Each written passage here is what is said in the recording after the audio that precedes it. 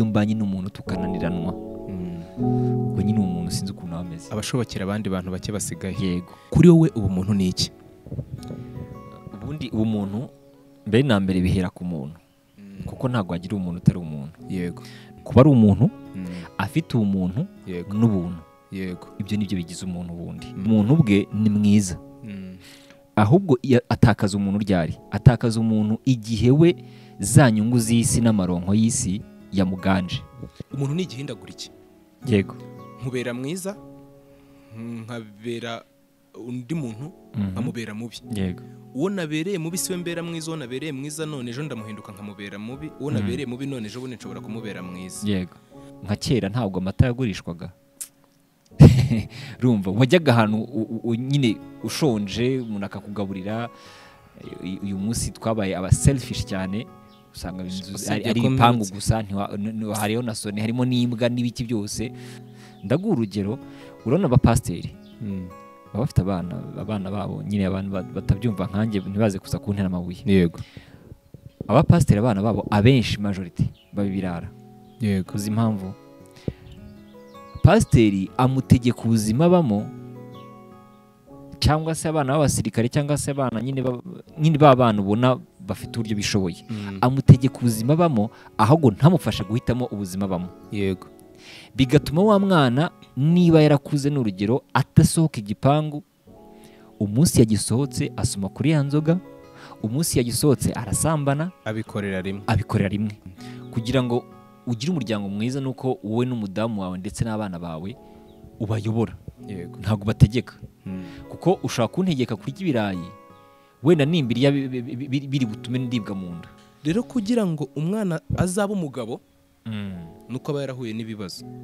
Kugira ngo umwana ahure n'ibibazo nuko asohoka mu burinzi n'ahantu afungiwe muri za comfort zone, akaba expose kuri ibyo bintu bimutera gukomera umutima. Ubumuntu muri rubanda reka tubusohore kuri wowe, ahubwo tubujyane muri sosiyete tubamo. Ni ryari utekereza yuko umuntu yatangiye gutakaza ubumuntu kandi wari umuziho ubumuntu? Ni igihe aba yafashe inyungu z'isi akazigira priority. Yego. Amaronko, kwikunda cyane, kutishyira mu mwanya w'abandi, kumva ko bitakureba, ububabare bw'undi ntacyo bukubwiye. Icyo gihe umuntu batangiye gutakaza umuntu. Yego. Kwa muganga ushobora kugira ngo systeme yanze, umurwayi akaba aricaye ku kabaraza, tujya tubibona, muganga akavuga ati muri systeme ntago biri gukunda, akaba agiye mu zindi nshingano ngo ategereze systeme umukiriya umurwayi aze guhabwa service, ariko ahawe uburenganzira na systeme ivuni hariho umutima nama n'ubumuntu. Ubundi umuganga, umwarimu, umubyeyi bari mu bantu bafasha Imana kurema. Yego. Ariko birabaje kuba wagira ku bitaro bakakubwira ngo iyi miti ntituyiguha kuko byagenze gutya na gutya, cyangwa irisuzumiro nturijyamo. Ntabwo urijyamo. Nyamara uwo muntu mu minota 30 apfuye cyangwa se yapfuye, uri blaming ubwawe. Bati niba mpembwe 100 n'urugero, uyu muntu kumvura akaba ari 3,000, kuki 3,000 wenda ntabyishyura n'urugero. Rimwe na rimwe rero usanga aho twege twagakiriye ari udukomerekera. Yego. Ntukabona umuntu udasenga ugire ngo hari indi mpamvu. Rimwe na rimwe hari igihe barakomerekeye mu rusengero, akaba ati aha ni natekereza kuba nabona Imana niho nabereye gutya na gutya gutya na gutya.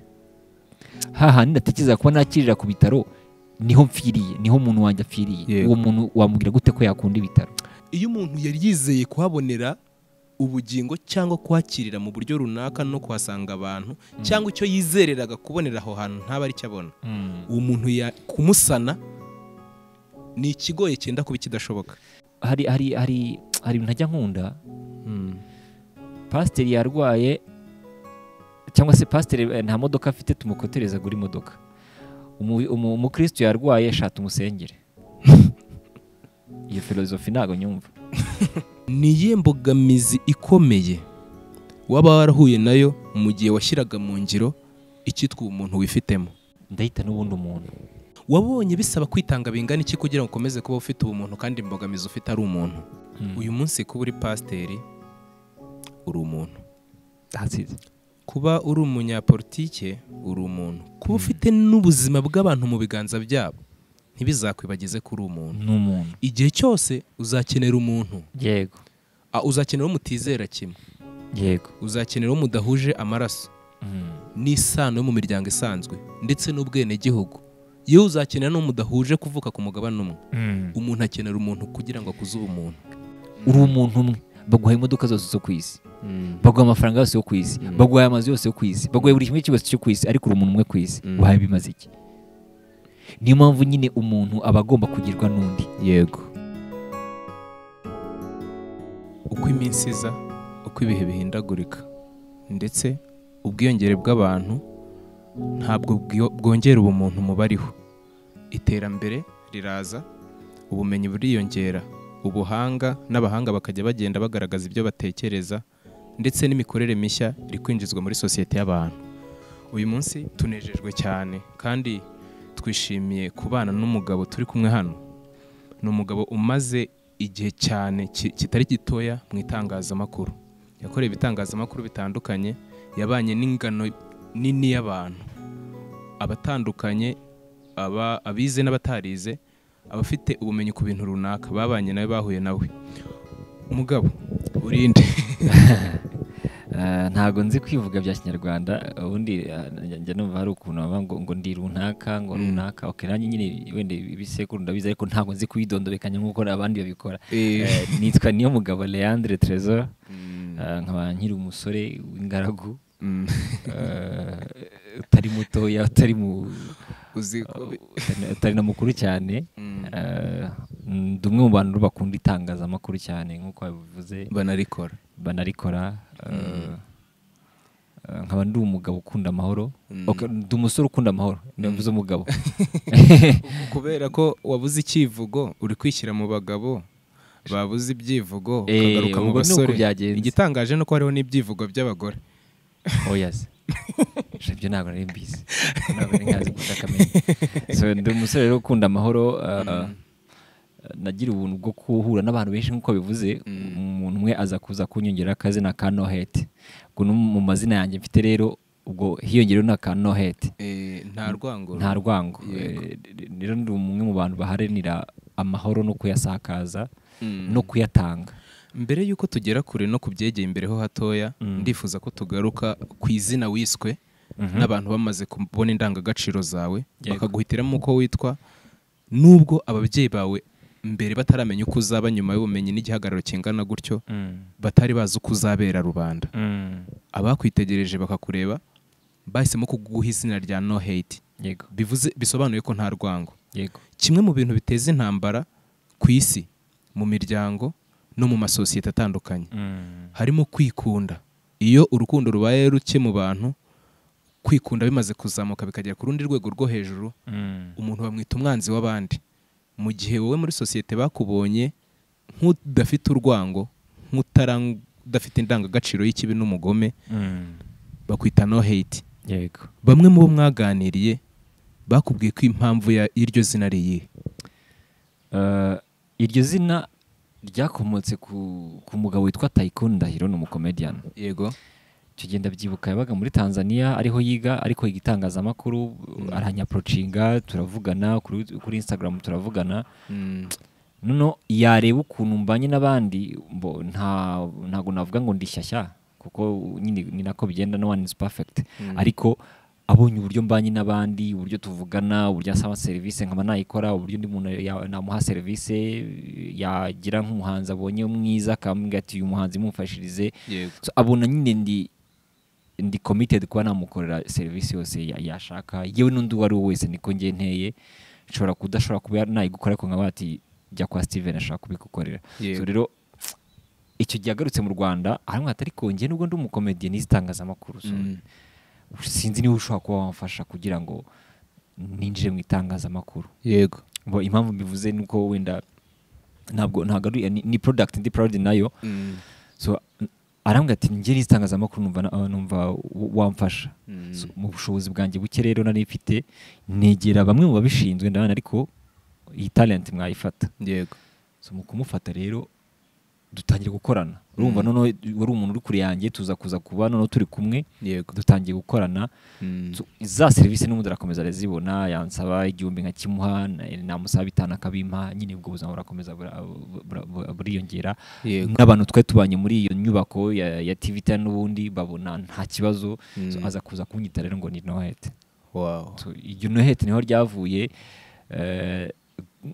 n'uyu munsi n'abantu bazi ko nyine ari wari impaye kandi koko n'wari impaye ni izina rero naje gusanga yararinyise nsanga ni igisobanuro cyanjye yego nsanga nyine uwo niwe ngewe kuko mu buzima bwanjye nyine ngiye mparanira ko ntashaka kugira ikibazo n'umuntu mu magambo makeya iyo mbanye n'umuntu tukananiranwa ubwo nyine umuntu sinzi ukuntu ameze abashobokera abandi bantu bake basigaye yego ni naho iryo zina ryavuye ntangira no kujya ndivuga mu intro yanjye nkajya ngo call me Nohete biragenda nyine birakura yego kuba umuntu akunda abantu muri natire ye afitemo kuba lovinze humanity adaconsiderinze impamvu kuko hari igihe abo dukunda n'abadukunda badukundira impamvu bafitemo inyungu cyangwa twe tukabakundira ibyo dufitemo inyungu yego umuntu dushobora kwita ko adafite urwango ni wa muntu ukunda abantu atari ku mpamvu runaka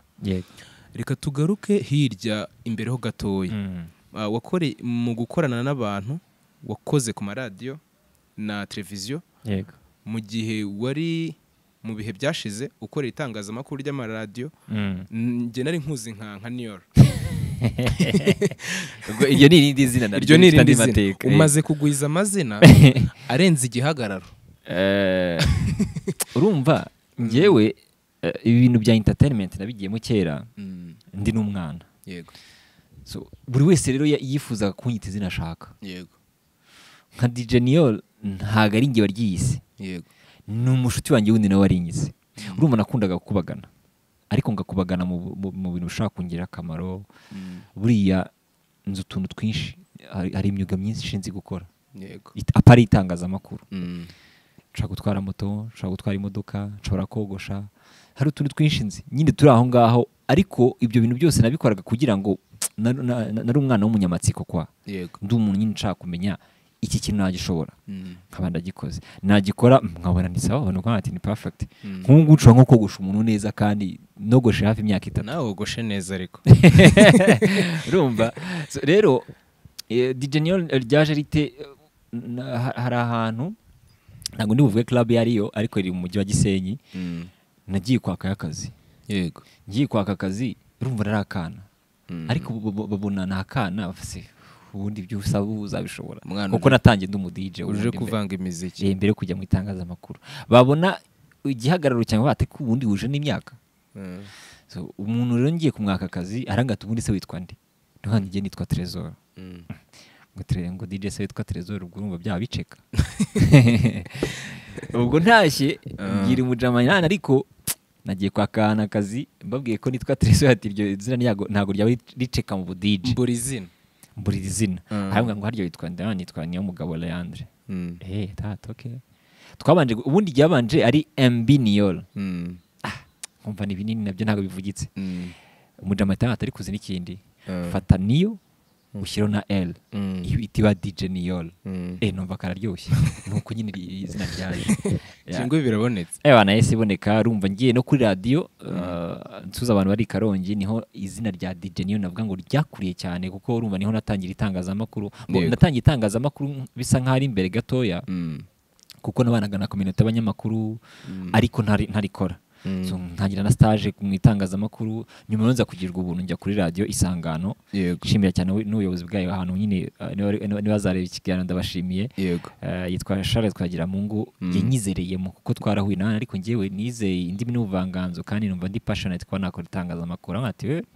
ati ntacyo ati uzanyandikira mbwira itariki ngomba kumwandikira nyine kumuhamagariraho itariki igeze ndamuhamagara ngo ati noneho ngwino arambwira ati none se ati wandike lettre wandike na CV sha CV sana nifite ntayo urumva niba ntangiye ubuzima yego iyo CV rero nayanditse urumva kari ga CV gatoya ntabwo byari ibintu byatari ibyo nashyizemo bwari ubu DJ kuba nzi mixeri kuba nzi n'utuntu nk'utwo yego ushobora no gutinyuka microphone ndabimuhereza, amaze kubimuhereza arabireba ahita ambwira ati mu cyumweru gitaha uzaza. Nabikoze kuko njye bundi nakuze nkunda itangazamakuru ku rwego ntashobora gusobanura, kandi n'uyu munsi ntekereza ko nta n'undi murimo nshobora gukora ngo ndyohere nk'itangazamakuru. Nshobora kubikora nka mu mukire, nshobora kubikora ubuzima bukiyongera, ariko ntabwo nabikora ndyohewe nk'uko naryoherwa ndi gukora itangazamakuru. Yego. So nuko nguko rero navuga ngo natangiye itangazamakuru, Charles Twagiramungu aranyorereza, yitwa Tonton Charles. Yego. Aranyorereza njya kuri Radio Isangano, urumva natangiye itangazamakuru nzi gukoresha mixeri, nzi kudija, urumva byaranyoroheye mu yandi magambo. Yego. Nari n'umu MC, byari binyoroheye nyine nuko nkoze itangazamakuru.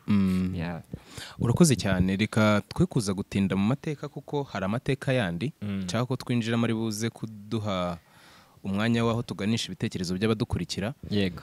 Kimwe mu cyo twari turi kuvugaho, twari tukiri ku mazina y'uwo Trésor ari we mu mateka, amazina yahindaguritse, ariko ubu muntu bwo ntibuhindagurika. Icyo akoze uko butakazanye, uko umuntu atakaza umuntu we ubwe niwe ugenda ahindagurika, ariko nature y'icyitwa umuntu cyo gihoraho. Dukurikije amateka yo mu bihe byarangiye, uko amateka y'abo dukomokaho agaragaza, icyitwa umuntu ntigishingira ku buremere n'ingano by'amafaranga umuntu afite. Yego. Icya kabiri, ntabwo gituruka gusa nanone mu bo babana, kuko hari abantu tuzi babaye mu miryango y'ibyihebe, abantu badakunda abantu bagahinduka abandi bantu beza muri society, muri generation zagiye zikurikiraho. Kuri wowe ubu muntu ni iki? Ubundi ubu muntu mbere na mbere bihera ku muntu, kuko ntabwo wagira umuntu utari umuntu. Yego. Ni ukuvuga ngo ubundi njye muri principe zanjye mu buzima bwose mbamo, yego, kugira ngo njye kubana n'umuntu nuko afite principe ibintu bigera muri 2 cyangwa 3. Yego. Ni ukuvuga ngo uwo muntu aba ari umuntu. Ubwo icyo ni icyambere. Yego. Afite umuntu n'ubuntu. Yego. Ibyo ntekereza ko ari dukuri baraza nyine kumva uburyo bitandukanye. Kuba ari umuntu, afite umuntu n'ubuntu. Yego. Ibyo nibyo bigize umuntu wundi. So rero iyo nsanze wa muntu ngiye kubana nawe adafite umuntu, ntago tubana. Iyo nsanze adafite ubuntu, ushaka kubimutoza. Yego. Ariko biba bigoye ko umuntu ngiye kubana nawe adashaka kufite izo ndangagaciro ko ari 3. Kuko umuntu bwe ni mwiza. Ahubwo atakaza umuntu ryari, atakaza umuntu igihe we za nyungu z'isi n'amaronko y'isi yamuganje. Reka duhere ku muntu. Yego. Mu cyitwa umuntu, umwe mu ba scientifique yavuze amagambo avuga ko umuntu ari agasimba, kuko ni animal, kavuka karira, kakabaho kaganya, kagapfa katanyuzwe. Ni nako bigenda. Umuntu ataragera aho ararikira ibyo yifuza. Dufate generation y'umwana uri hagati y'imyaka 12, nubwo naba afite ibyo yifuza, gusubira mu myaka nyuma y'iminsi 1000. Uyu aba yitwa umuntu.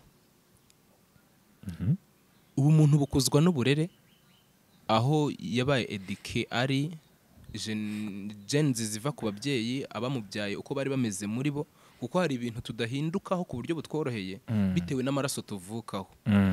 Rero kuri wowe umuntu, reka tunavuge n'uwarengeje iyo myaka, kuko niwe mugiye kubana nawe, kuko iyo umuntu yatakaje umuntu batangira kumwita ikinyamaswa, agahabwa amazina y'abatari abantu, cyangwa se abafite amazina akomeye ariko aturuka ku gutakaza ubumuntu. Yego. Uyu muntu wowe yujya kugira ngo umenye neza ko ari umuntu, kuko umuntu arihisha. Ese ureba physical fit, afite umutwe, amaguru, amaboko, uko ahagaze physically, uko ari kuboneka, niwe wita umuntu? Oya. Ibigize umuntu rero harimo ibikorwa bye. Yego. Kuko uyu muntu tubona inyuma uri asuye muntu, kuko bivuga neza mu Gifaransa ni âme. Yego. Âme rero ntabwo irintouchable. Bivuga ngo ushobora kuba wowe ugaragara nk'umuntu ariko utari umuntu. Kuko abanyarwanda banavuga ngo wamubona agenda.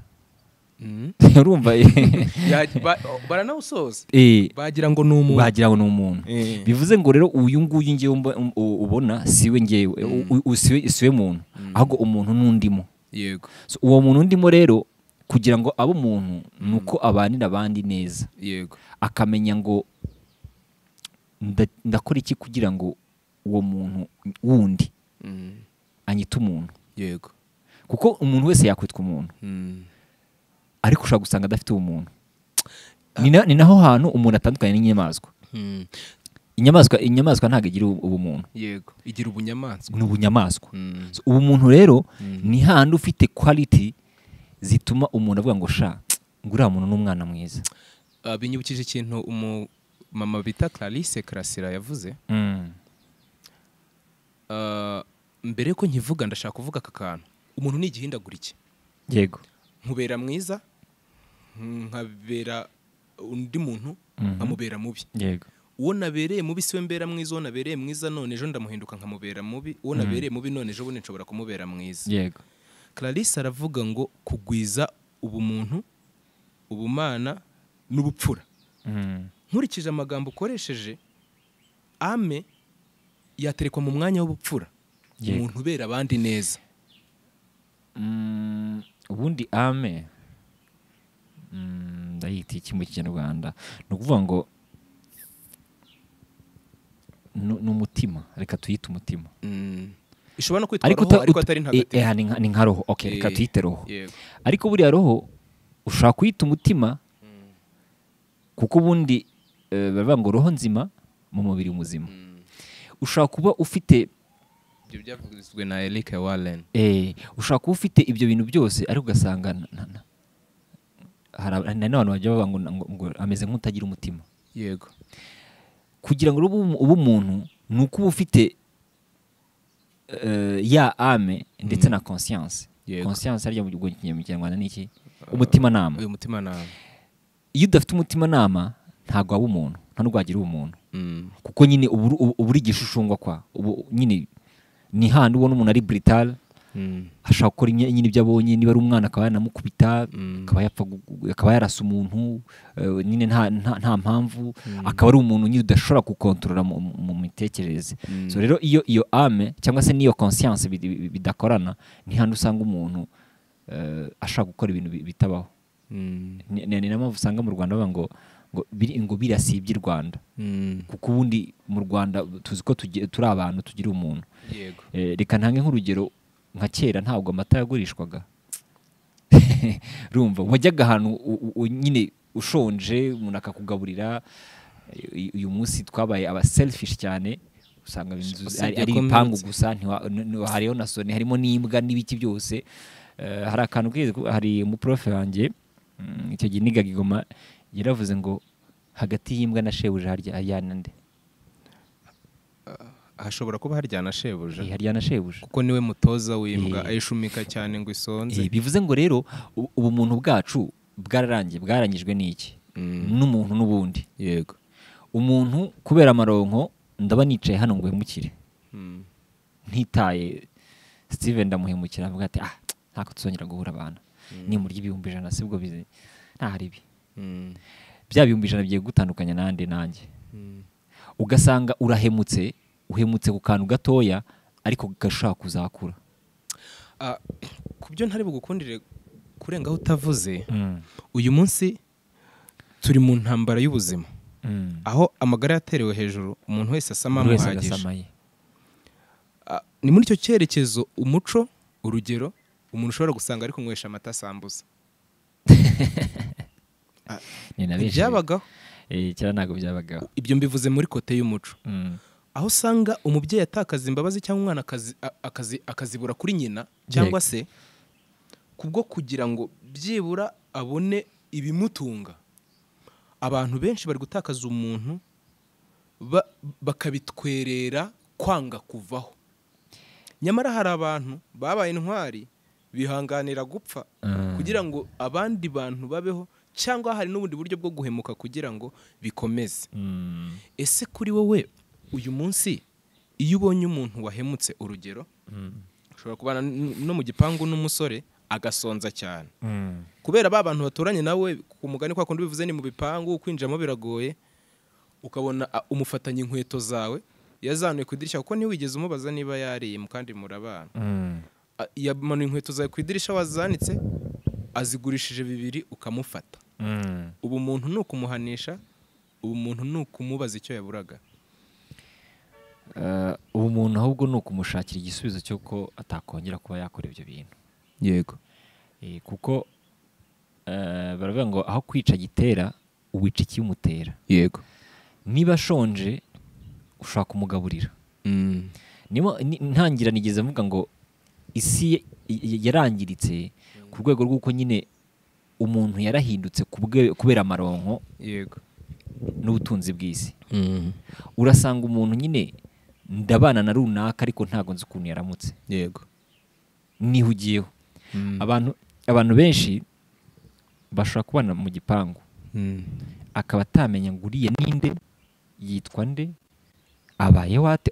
Hari ubuzima bwite umuntu atagomba kujyamo bwe, ariko uwo muntu ese yabyutse, ese afite ikihe kibazo. Twebwe turi nyine twihugiyeho cyane, niyo mpamvu uzabona haba ibibazo byinshi yaba mu miryango, ugasanga umwana asigarirwa n'umukozi, ugasanga nyina aza saa 5 z'ijoro, aza umwana yaryamye, ise mu gitondo abyuka agenda, uwo mwana ntago azigera abona uburere bw'ababyeyi, na bwabo umuntu ntago azagira. Aho guhabwa umwanya wo kwitabwaho, hitabwa ku byo akeneye. Yego. Agurirwe filime z'amatenta arebe, niba ari ndimo ashaka kumva biraho. Ibi ngibi buretse gato ndagira ngo twibutse ababyeyi badukurikiye yuko kubura umuntu kuwo wibarutse, yaba umwana ndetse n'uwo mwashakanye, bishobora guterwa ku guturuka ku gihe gito umufitiye. Yego. Buriya umwana reka mwite igiti, n'abanyarwanda ko babyita igiti kigorwa kikiri gito. Yego. Ntago umwana uzaba aratangiye gutukana bya bitutsi byo ku muhanda uzajya kumugora ageze mu myaka 17. Ntuzi niba anywa inzoga, ntuzi niba bamusambanyije, ntuzi niba anywa itabi, ntuzi iki. Ibyo bintu yamaze kugutaho byo ku isi bizamwangiza. Ariko wa mwana iyo ahuye nyina cyangwa se agahura n'umuntu wasinze nk'ati turabona uriya muntu nubwo ari kugwa yasinze, umwana atabatse ubundi nge kubera iki nanywa inzoga. Yabona umuntu wenda wazezengeye kubera urumogi hati uriya muntu yanyoye urumogi, umwana akura avuga ati ariko urgira urumogi ni rubi. So uyo umuhaye ubuzima rero cyangwa se umuhaye umurongo w'ubuzima, bituma avuga ngo sinzaba nka runaka. Kuko hari ingero nyinshi dushobora gutanga hano z'abantu biberaho mu buzima bw'ubusinzi kubera impamvu zabo bwite, ko nabyo hari igiye kureba mu buryo bw'imitekerereze usanga hari impamvu zimutera. Depression cyangwa se ubundi buzima nyine yaciyemo. Burya nubona umuntu abaye mu buzima runaka ntukamuvebe, ahubwo uzamwegera umuganirize. Usanga rero uwo mwana mu gihe utamuhaye bwa burere ntago azigera agira bwa bumuntu, ntago azigera aba umuntu ushobora kuba yakwitangira abandi cyangwa se igihugu. Azaba yumva ko nyine biraho nta birenze. Umwana nanywa itabi nta ribi. Buriya ikintu gikomeye cyane abantu batazi, hari igihe umubyeyi yifuza kurera umwana uko we ashaka, uko bitekereza, ariko buriya ntabwo aba ari byo. Yego. Kuko umwana kumurera umwereka inzira y'ubuzima, ukanamufasha guhitamo amahitamo ye meza we ashaka. Ndaguha urugero, urabona abapasiteri baba bafite abana babo, nyine abantu batabyumva nkanjye ntibaze kuza kuntera amabuye. Yego. Abapasiteri abana babo abenshi majority babibirara. Yego. Uzi impamvu? Pasiteri amutegeka ubuzima bamo, cyangwa se abana b'abasirikare cyangwa se abana nyine b'abana ubona bafite uburyo bishoboye, amutegeka ubuzima bamo ahubwo ntamufashe guhitamo ubuzima bamo. Yego.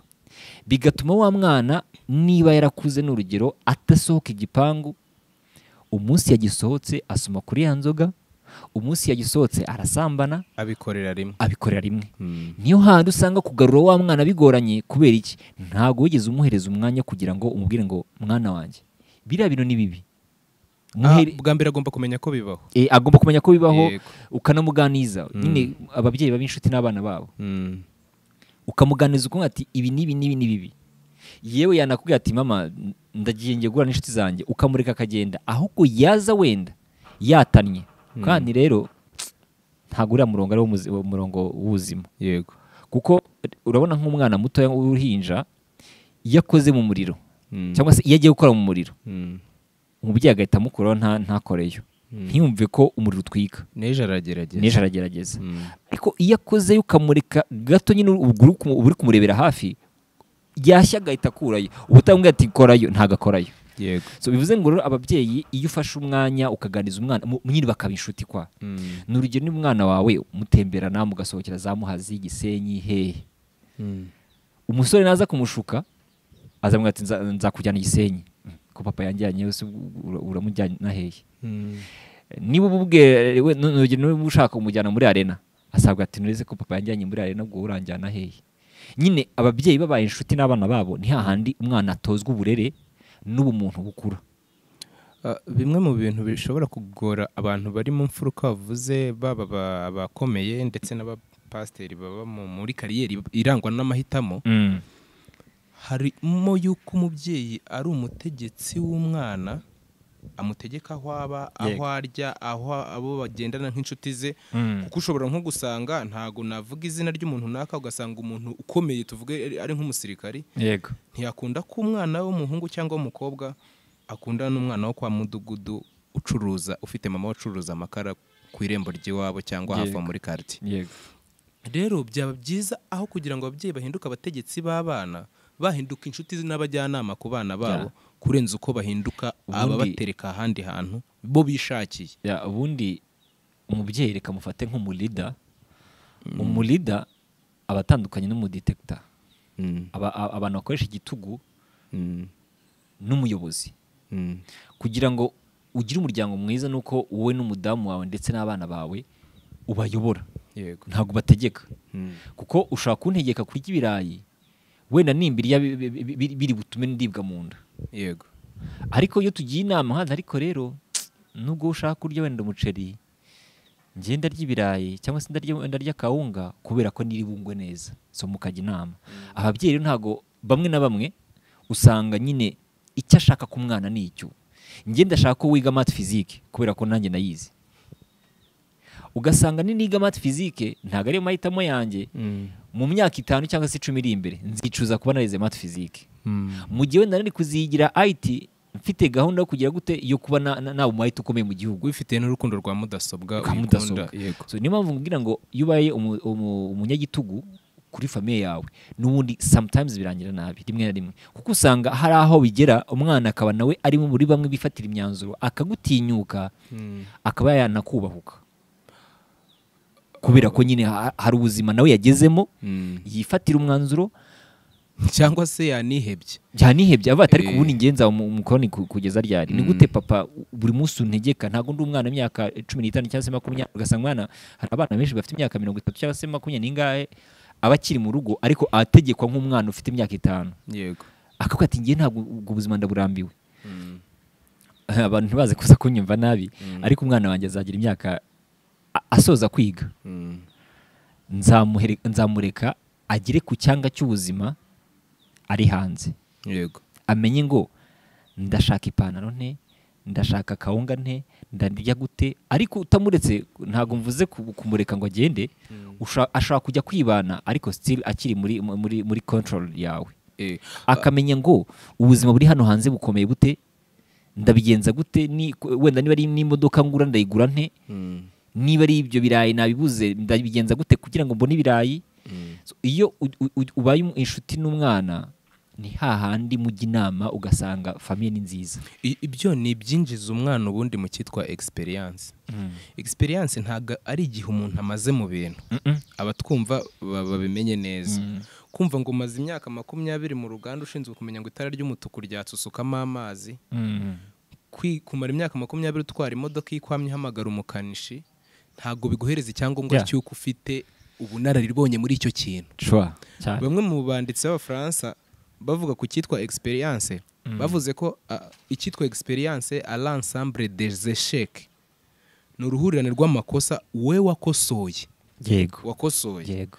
Rero kugira ngo umwana azabe umugabo nuko aba yarahuye n'ibibazo kugira ngo umwana ahure n'ibibazo nuko asohoka mu burinzi n'ahantu afungiwe akaba expose kuri ibyo bintu bimutera gukomera umutima.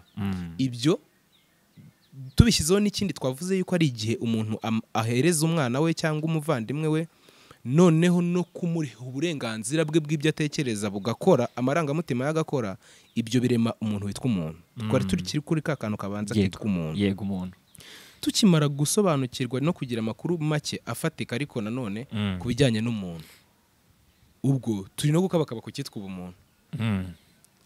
Uyu wa muntu atari uko ameze, uyu yabana na Trezor. Uyu muntu ushoboye kubana n'abantu kwihanga. Yego, narindi kuvuga ko ibyo bintu twari tumaze kureba ari byo bitwubakira uwitwa umuntu, kuko umuntu ushobora niwe wabana nawe. Yego. Ubu muntu muri rubanda reka tubusohore kuri wowe, ahubwo tubujyane muri sosiyete tubamo. Ni ryari utekereza yuko umuntu yatangiye gutakaza ubumuntu kandi wari umuziho ubumuntu? Ni igihe aba yafashe inyungu z'isi akazigira priorite. Yego.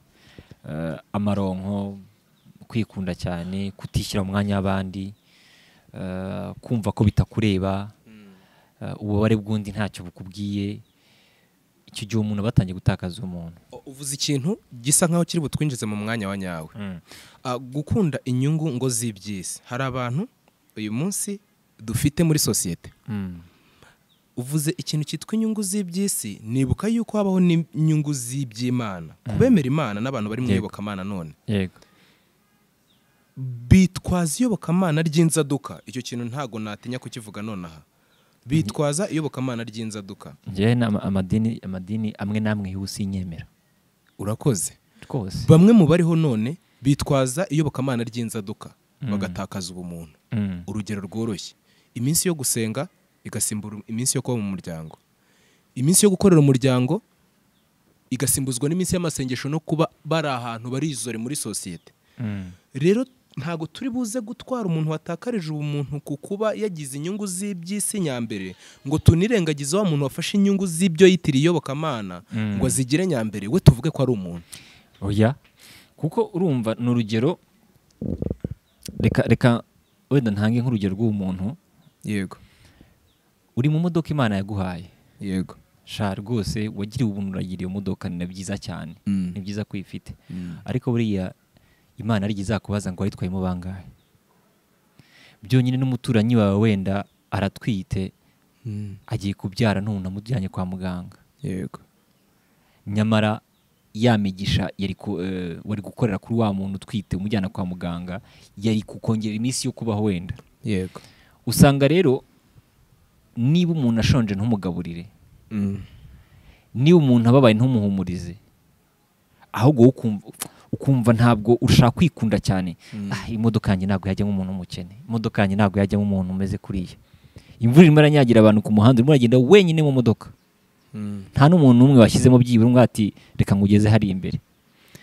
Muri Covid hari ibigo byinshi byakoraga. Yego. So natwe rero twari turimo bakoraga, nari mfite imodoka. Rimwe ngeze Nyabugogo ngiye gufata umuntu, umumama aranga ati wambabaruka mbabarira rwose ndakwinginze, dore ngaho abana banjye 3 nabuze ukuntu mva hano. Nararebye n'abandi rero mbwira Imana ati Imana undinde polisi, ariko uyu muntu ugiye kumukura hano. Yego. Urumva nari mfashe riske z'iki zo kuvuga ngo ikiba cyose ndakirengera. Yego. Ariko uyu mumama mukure hano. Imana rero ntabwo iguha bya bintu kugira ngo ugende ubyigwize wenyine. Ahubwo bya bintu bibanye mute n'abandi. Niba iguhaye ubumenyi, ubwo bumenyi ubanye nabwo gute n'abandi. Rimwe na rimwe Imana nigiye guhereza ibintu kugira ngo kugerageze. Irebe ngo uyu muntu umuhaye miliyoni 100 yaguma kuba wa undi. Bivuze hari abantu uyu munsi batunze miliyoni 1 kubera ko Imana ibona ko ibahaye byinshi. Hahita hakongoka. Ariko muri bimwe mu birimita abantu, hari ibintu bimwe namwe birimita abantu. Hari umuntu mwashobora kuba muparikanya aho Nyabugogo, uwo mumama akabwira icyo cyifuzo cye abantu, abashoferi babiri, abantu bafite imodoka babiri. Yego. Uwa mbere akavuga ngo hano hariho amategeko areba abashoferi yuko batagomba gutwara umuntu muri ibi bihe ndetse no muri aya masaha. Yego. Undi agahita asengera mu mutima ati kubera according to the gospel nzi Mana, kuko ibyo ni imyizerere, mbabarira umfungurira amayira kubera ko wizera icyo. Yego. Ariko reka dutera agatambwe twegera ahitwa kwa muganga. Kera kwa muganga naho umuntu yakiriraga akanitabwaho byibanze kugira ngo ibindi bize gukunda. yego Ariko we are working under a given system. Turi gukorera munsi y'icyitwa systeme. Aho umuntu ashobora kujya kwa muganga akahicara bagasanga muri systeme hari ibintu bitari gukora. Igihe kibaho ugiye kubikuza amafaranga yawe ngo systeme yanze, amafaranga ntabikurike. yego Kwa muganga ushobora kugira ngo systeme yanze, umurwayi akaba aricaye ku kabaraza, tujya tubibona, muganga akavuga ati muri systeme ntago biri gukunda, akaba agiye mu zindi nshingano ngo ategereze systeme umukiriya umurwayi aze guhabwa service, ariko ahawe uburenganzira na systeme ivuni hariho umutima nama n'ubumuntu. ubundi umuganga, umwarimu, umubyeyi bari mu bantu bafasha Imana kurema. Yego. Ariko birababaje kuba wagira ku bitaro bakakubwira ngo iyi miti ntituyiguha kuko byagenze gutya na gutya na cyangwa gutya. iri suzumiro nturijyamo. Ntabwo urijyamo. Nyamara uwo muntu mu minota 30 apfuye cyangwa se yapfuye, uri blaming ubwawe bati niba mpembwe 100 n'urugero, uyu muntu kumuvura akaba ari 300, kuki 300 wenda ntabyishyura n'urugero. Ariko kubera ko dushyize ya maronko na za nyungu navuze hejuru imbere, Yego. wumva ko bya 300 n'urugero biri buguri biraya byo mu bati raka. Ati ntago nakwitangira umuntu. Ndamwitangira se ndamuzi. Rimwe na rimwe rero usanga aho twege twagakiriye ari udukomerekera. Yego. Ntukabona umuntu udasenga ugire ngo hari indi mpamvu. Rimwe na rimwe hari igihe barakomerekeye mu rusengero. Akaba ati ni natekereza kuba nabona Imana niho nabereye gutya na gutya gutya na gutya. Ni natekereza kuba nakirira ku bitaro niho mfiriye, niho umuntu wanjye afiriye. Uwo muntu wamubwira gute ko yakunda ibitaro? Reka tujye tuvuga tujya ahantu byanyabyo tuhavugaho. Ntago urusengero rwakomeretse umukristo ngo abure kujya mu rusengero. Niyo yarusitara akarucikiramo akaguru nta kibazo, ahubwo abo basengana abamwigisha. Nibyo mvuga nanjye. Iryo koraniro ry'abo bantu umuntu yari yizeye gukiriramo mu buryo buri spiritual cyangwa se mu buryo busanzwe bwa la vie quotidienne, aho ubuzima buba busanzwe. Iyo umuntu yari yizeye kuhabonera ubugingo cyangwa kuhakirira mu buryo runaka no kuhasanga abantu cyangwa icyo yizereraga kubonera aho hantu ntaba ari cyo abona, uwo muntu kumusana ni ikigoye cyenda kuba kidashoboka. Ntikirashoboka byo, kuko reka ntange urugero. Umuntu n'urugero bishe abe babiciye mu rusengero. Uwo muntu ashaka kujya mu rusengero nta nubwo byanze, ariko ahafitiye igikomere. Yego. Biragoye ko umuntu ashobora gukira icyo gikomere nk'uko bivuze, ni hafi ya ntabyo, ntabwo bishoboka. Kuko uko yinjiye mu rusengero yibuka ko yahaburiye umwana, yahaburiye umubyeyi, yahaburiye runaka. Bivuze ngo twebwe hari zone tubamo usanga rimwe na rimwe biba bigoranye ko ushobora kujudginga umuntu nk'uko nabivuze. Nababwiye ngo ntuzigire judginga situation y'umuntu utazi impamvu. Rimwe na rimwe rero usanga twebwe bya bindi twibwira ko bitworohereza ahubwo bidukomereye. Gute? Niba umuntu wowe ubonye ikigeragezo Imana izanye, reka nkite ikigeragezo kuri wowe, ariko sintekereza ko ari ikigeragezo. Umuntu aje kwivuza n'urugero afite mituweli, ariko ntushobora kumwishyura amafaranga 500. Ntushobora nyine byibura kugira ngo ugaragaze ko n'Imana ikora, igukoreremo, ube wafasha umuntu kugira ngo avurwe. Uwo muntu murahuye arashonje, ntumugaburiye ngo uri pasiteri, uri muri Range Rover cyangwa se V8, umuciyeho uri wenyine mu modoka, ntumuhaye lift. Mu kanya gato hari ibintu ntajya nkunda. Pasiteri yarwaye cyangwa se pasiteri nta modoka afite, tumukotereza guri modoka. Umukristo yarwaye, shata umusengere. Iyo filozofi ntago nyumva. Kuki batasengera pasiteri? Hari ibintu bibaho ukumva nyine sometimes baravuga ngo hari agakoti kavuga ngo God gave us brain and we are expected to use it. Pasiteri arimo arahembwa n'urusengero cyangwa se afite inyungu runaka ku rusengero, ariko wowe ntabwo uri kumva impamvu pasiteri ariho n'impamvu uriho. Yego. Ahubwo urimo uragenda buhumyi. pasiteri ni urugero acika umuntu waburaye sha rwose aritambukiye nta nubwo bimureba ngiye ku rusengero ariko wowe kubera ko ufite umuntu ari bwa umuntu twavugaga n'ubuntu umugezeho usanze arashonje ufite 5 cyangwa se 1000 urakimuhaye njye ntakubeshye hari n'igihe mpereza umuntu amafaranga simenye ngo ahubwo nkaza gusubiza ubwenge nyuma atari kubona ko nayamuhaye ngiye bwo ndabahone ngahita ntangira kugira icyo bati ko nayamuhaye so bwa buntu bw'Imana rero sasa ni hani nagubwe ngo Imana ikora nkumva nk'umujama arambwira ati bro nemeye kugurira fanta akiri 50 kandi ubwo nta n'igiceri nifite kandi ubwo natanze angahe 1000 yego so rero rimwe na rimwe hari igihe tugundira akaboko kawe nikongere kwakira kubera iki kuko nyine hari ibyo wagundiriye sometimes bwaba umuntu bwawe hari igihe butuma ugira ikindi kintu ubona kubera ko Bibiliya itubwira ko gutanga biza n'umugisha kurenza guhabwa cyane. Ikindi ngira ngo mbwire abadukurikiye nuko ubuntu no kwitanga ntago ari ugutanga gusa. Hari n'ikindi kintu abantu bajya bibeshya ntabwo gutanga bisaba ko ufite ibintu byinshi cyangwa ibyo usigaje urangije gukemura ibyo wari ukeneye. Ni ikosa gutanga ibyo usigaje. Yego. Niba ufite umwenda n'urugero wara wambaye imyaka 10 ugiye kutanga kuko nyine ntabwo cyushaka. Iryo ni ikosa. Ubumuntu n'ubuntu ni ibintu by'ingenzi byuzuza kugira ngo ishusho y'Imana ibe ikiri mu bantu noneho cyane cyane kuko Yesu yaritanze ngo tuzitangira abandi. Niba udashobora kwitangira ibyo kurya by'umunsi umwe ngo usonzeho gake nawe wumve ntago ushobora kwitangira umuntu ngo upfe abeho. Ntago bishoboka. Niba kabaro kukihanganira bigoye urupfu rwo kurwihanganira ni ikidashoboka. Rero urakoze cyane ukuri ubwo busobanuro bw'ikintu cyubaka kigarura ubumuntu kigarura ubumana mu bantu kuko nubwo uyu mwanya twavugiye mu mfuruka y'ubuntu rusange twari turi kuvugira ishusho y'Imana mu bantu Imana ubwayo yiremeye kuko twemera tukanizera yuko twaremwe n'Imana.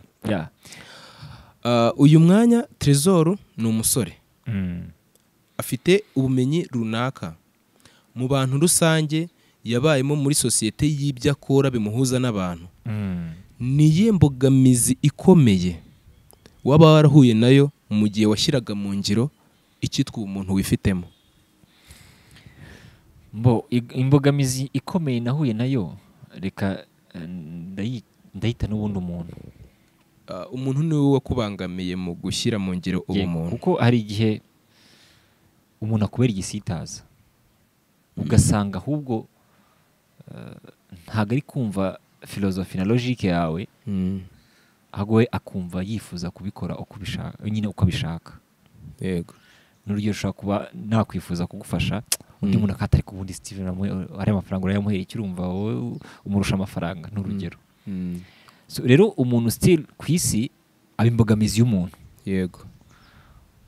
Buriya umuntu Baden Powell yavuze ngo tuzarane gusiga isi ari nziza kuruta uko twayisanze. Yego.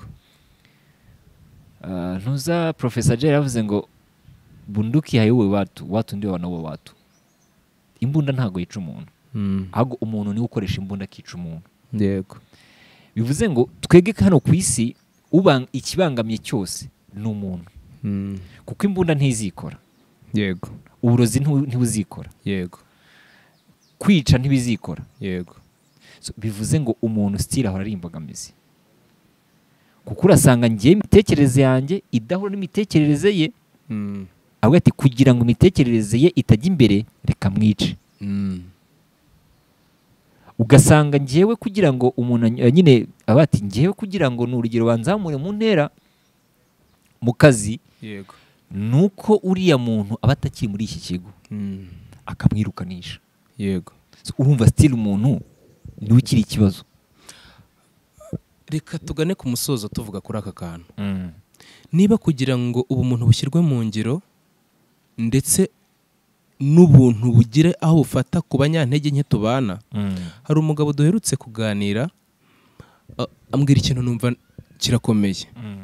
Ubundi Imana ku munsi umwe itanga ibintu biri buhaza abantu bose b'isi. Yego. Ikibazo kiba cyakindi umuntu umwe ku isi akifata akaba afite ibintu by'abantu byibura 8,000,000 mu mufuka we biri ku izina rye, akaba adashobora kureka ngo hagire ababaho kubera ko Imana yamuje mu biganza ibyo yari gusapurayinga isi yose.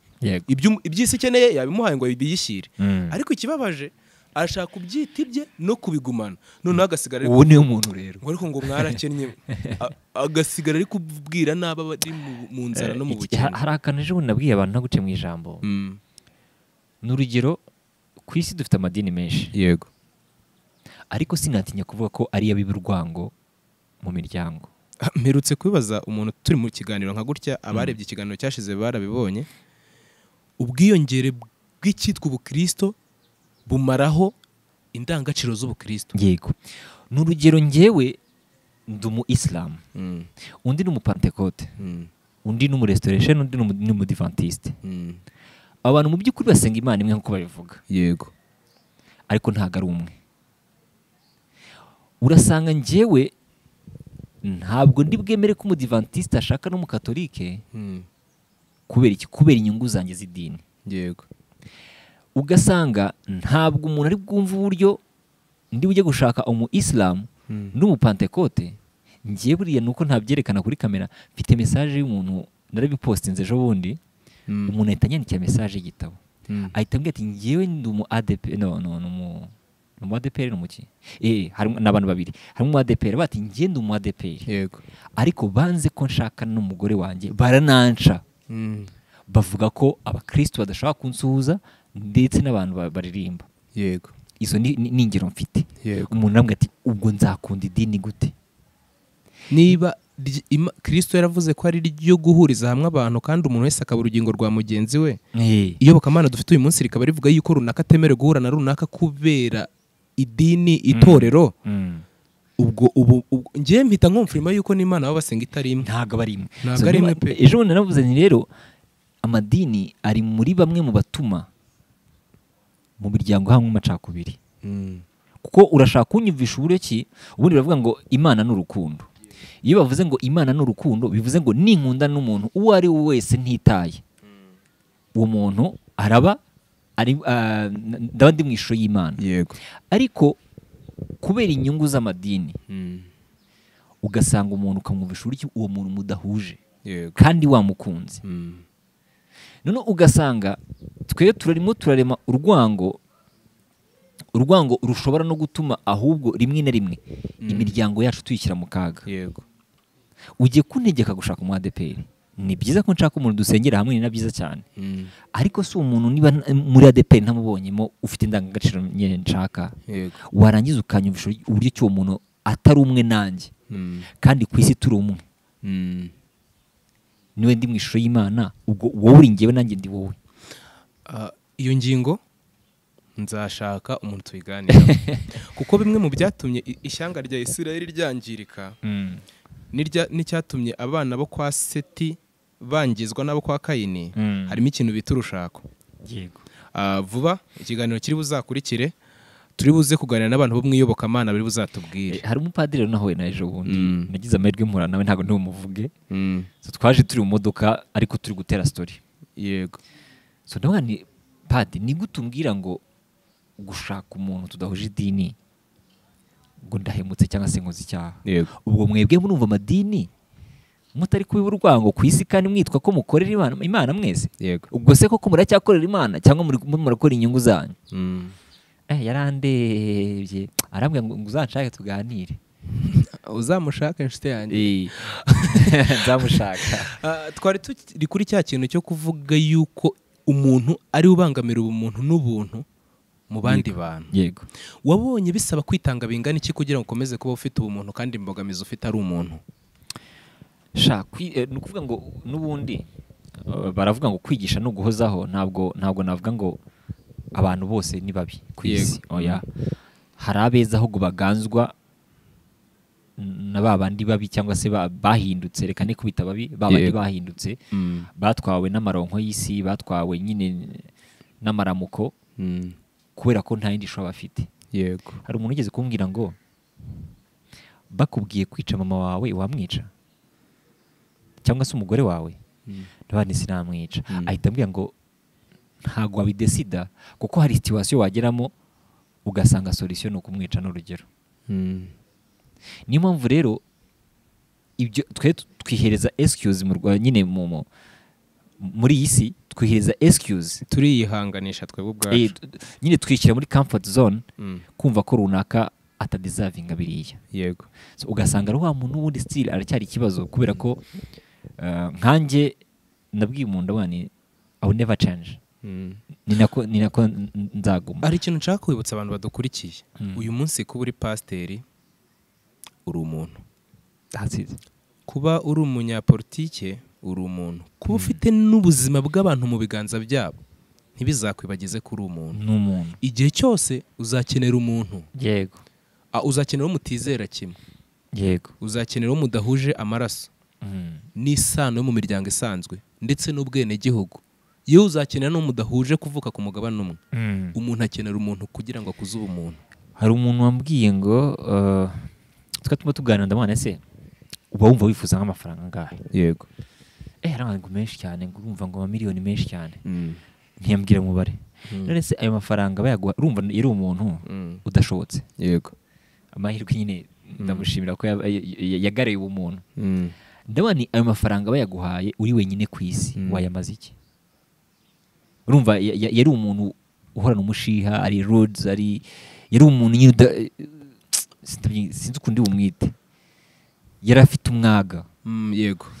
None ibyo ko wirukana umuntu akaba atakwegera ayo mafaranga utekereza ko cyangwa se reka n'urugero dufate imodoka zose zo ku isi baraziguhaye uri umuntu umwe baguhaye imodoka zose zo ku isi baguha amafaranga yose yo ku isi baguhaye amazu yose yo ku isi baguhaye buri kimwe cyose cyo ku isi ariko uri umuntu umwe ku isi uhaye bimaze iki? Niyo mpamvu nyine umuntu aba agomba kugirwa n'undi. Yego. Yego. Urakoze cyane urakoze kubw'iki kiganiro cyiza Imana iguhe umugisha. Yego murakoze cyane kandi urakoze kwibutsa abantu ku kijyanye n'ubumuntu kuko burya n'ingano y'amafaranga umuntu wese agira amafaranga ari munsi y'ibibazo afite. Exactly. Urakoze kudufasha n'uburyo wafashijemo imiryango ndetse n'abadukurikiye.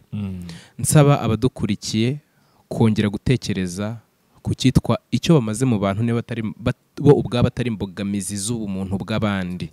Umuntu nagira neza ntuzamubaze ngo uku kugira neza uzabikora ugeze ryari. Umuntu nafasha abandi ntuzavuge ngo ese ufite ibigusaga ntuzamurebere mu mfuruka yuko afite ibimusagutse. Nubona umuntu agize neza ujye umushimira umutere courage niba na ngombwa umwigireho kwiga bihoraho. Urakoze cyane Leandre. Yego mwakoze namwe ntekereza ko su bwa nyuma tuganire n'ubwa mbere tuganire ariko ntekereza ko su bwa nyuma anytime tuzatuganira. Yego. Nibutsa abantu ku isi ko twese turi abagenzi. Yego. Reka nshimira abagira neza. Hari abantu rwose muri hirya no hino yaba bari mu Rwanda hanze y'u Rwanda. Yego. Ashaka kugira neza nta yindi nyungu ateganya. Ndabashimira cyane ubwo umuntu muzabukomeze ariko nanone mwiture cyane ba bantu badafite umuntu. Yego. Iyi si twese turiho dutizwa ubuzima. Yego. So ubwo buzima dutizwa rero mu gitondo urabyuka ugasanga Imana yabukwambuye. So ni byiza ko uzavuga ngo umuntu najya no kureba ngo uriya muntu yambereye umuntu. Yego. Uyu munsi rero twe kuganzwa n'iby'isi dutwarwe n'amarangamutima cyangwa se n'ibiri ku isi. Ibiri ku isi byo tuzabihasiga ariko burya umuntu muzahora mugendana. Nungirira neza umwana wanjye asha nawe kuzakugira neza n'undi nawe akazagira neza. Ibyo ngibyo biba byo twubaka. Hari ibintu ubona ukabona ntabwo nyine ari iby'inaha i Rwanda. Ntabwo twakwiye kuba dufite abantu uyu munsi bashonje kandi hari ibyo biri kumeneka. Njya mbwira umukozi wanjye nubona ibiryo ugiye kubimena uzashaka umuntu ati ngwino dusangire. Yego. Wenda kuko twebwe byadusagutse nibyo birashoboka ariko uzabwira umuntu ati ngwino dusangire. Hari abantu benshi bari mu mashantiye batabonye ibyo kurya. Hari abantu benshi bafite imiryango ishonje. Ushaka gufata n'ikiro kimwe ukakijyana ukagereza umuntu akarya. So ntekereza ko rero abantu tugarura umuntu twumve ko turi ku isi ariko ubumuntu bwacu bugaruke. Nibyo amafaranga kuyashaka ni byiza ndetse ni na byiza cyane kuko niyadutunze ariko ntadutwara umuntu. yego yego imana iguha umugisha Murakoze kandi cyane. ikomeze kubakemo ubumuntu igukoremo umuntu nyawe yego ku mana murakoze cyane kandi abashimiye Livia Family TV murakoze murakoze cyane yego